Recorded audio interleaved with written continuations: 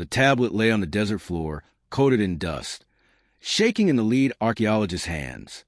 The wind outside the tomb howled like the voice of time itself. A date older than any known Egyptian record, older than Narmer, older than the unification of the two lands. A date that rewrote everything. The team stared at the symbols, unable to speak. "This isn't possible," one whispered. But the lead archaeologist only said, "We need to read them all." The unthinkable beginning. They carried the tablets into the sunlight, laying them on soft cloth. Flies buzzed in the heat. The Nile shimmered in the distance, and the golden desert waited silently around them, as if listening. The wax seals were fragile, ancient. One wrong move and the tablets could crack.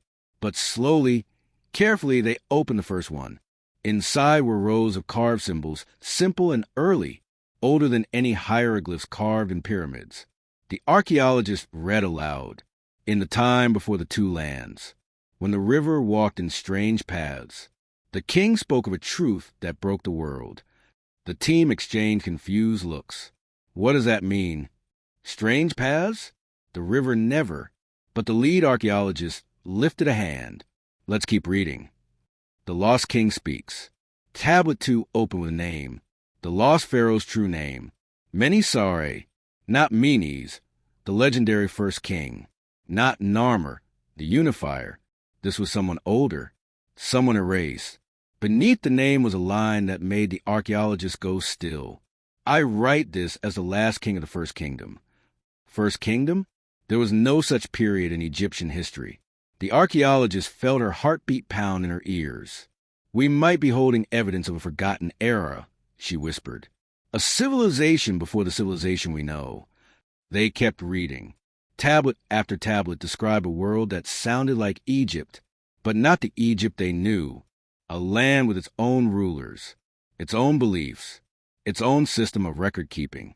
A land destroyed before the rise of Narmer. And at the center of it all was the lost king Menisare. He wrote of a great project, a monument built on the west bank of the Nile. Not a pyramid, not a tomb, something else. But the tablet describing it was broken. Only fragments remained, to show the sun, to study the stars. The stone that sees every season, before the river changed. The archaeologists exchanged looks again. "This could explain ancient climate shifts," one said. "The Nile did move over thousands of years." But the lead archaeologist felt something deeper. This wasn't about climate. It was about knowledge that someone wanted to bury. The truth hidden from the kings. Tablet 7 revealed something darker, something that chilled every person in the camp. Menisare described a meeting between him and the high priest of his era. They confronted him, not about war, not about crops, but about secrets. Secrets that he had discovered while studying older stone records. Records carved long before his own birth. Records showing that earlier kings had hidden something.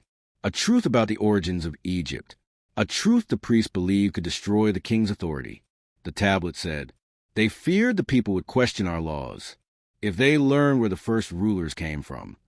Not gods, not myths, not legends.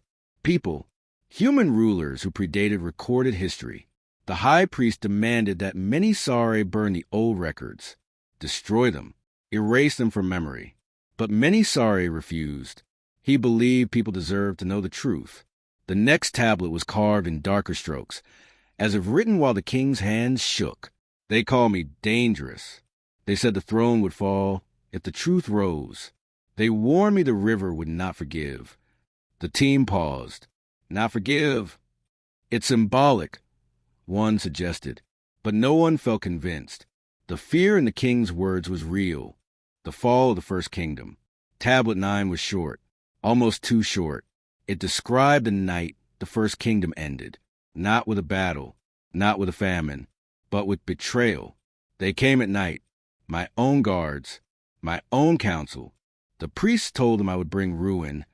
The king fled, not through the palace, not through the roads, through a tunnel, a long, secret tunnel he himself had ordered built beneath the western cliffs. The same tunnel where the archaeologists had found the blood on the wall. The same tunnel that ended in the tomb sealed from the inside. He was hiding, someone whispered, but from his own people. The last lines of the tablet were almost painful to read. If I die, the truth dies with me, so I leave it here. Then the writing stopped. The next several tablets were smashed, shattered by time or by intention. But one tablet survived almost perfectly. A final message. A message carved in slow, careful symbols. The secret that survived. The archaeologist leaned in as the lead translator slowly spoke the words. Whoever finds these records, know this. Egypt had a kingdom before the kingdom you know. A land of early kings. A land of early writing. A land of stone monuments now lost beneath the sand. The team froze. Stone monuments lost beneath the sand. Older than the pyramids. Older than Narmer. Older than even the earliest mastabas. The tablet continued. When my kingdom fell, the priests of the next kingdom erased our names and built their own story on top of ours. The archaeologists sat in stunned silence. This meant Egypt's official history might have been rewritten, a whole era erased, a whole lineage forgotten, and the kings we thought were the first may not have been the first at all. The discovery that changes everything. At the bottom of the tablet was a crude map, just lines and symbols, a river, several dots, and one circle. A single large circle, deep in the desert west of the Nile. A location, a place the lost king believed would preserve his kingdom's memory. The circle rested far from any known ruins, far from pyramids, far from temples, a place no official expedition had ever explored.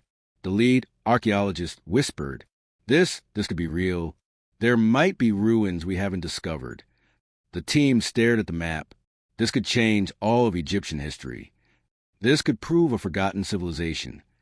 This could be the biggest find of the century. Then the wind shifted. Hard, sudden.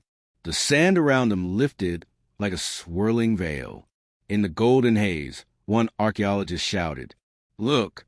They turned.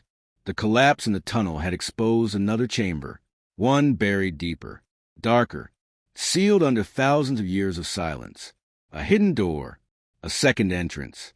The lead archaeologist approached it carefully.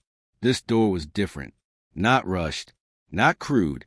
It was decorated, carved with scenes, lines, symbols of boats, stars, and people carrying tablets.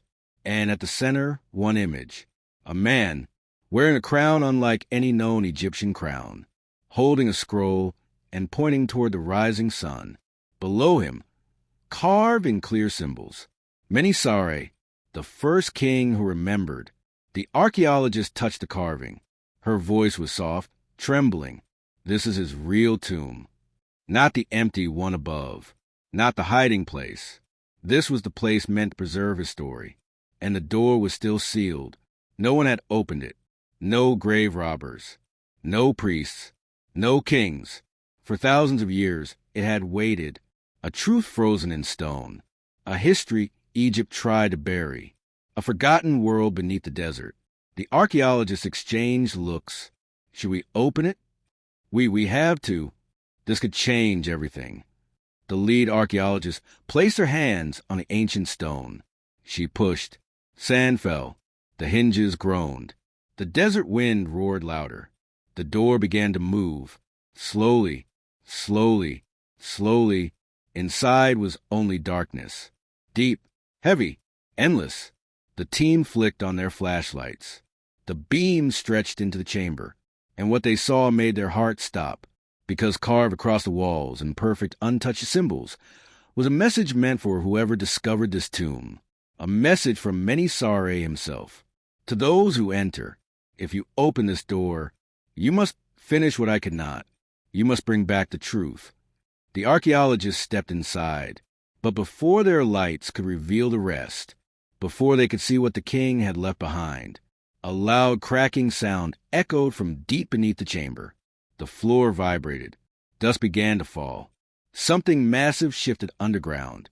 The lead archaeologist turned, eyes wide. Everyone out now. But it was too late.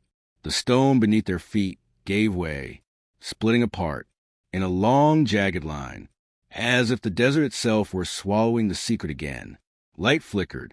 Sand exploded upward. A deafening roar filled the chamber. And in the final second, just before the floor collapsed entirely, the archaeologists saw one last symbol carved on the far wall. A symbol they had never seen before. A symbol that did not belong to any known dynasty. A symbol that matched the map on the tablet. The symbol marking the location of the true lost kingdom. Then the floor dropped, the lights went out, and the ancient truth fell back into darkness. The Yendi, or the beginning of a new mystery.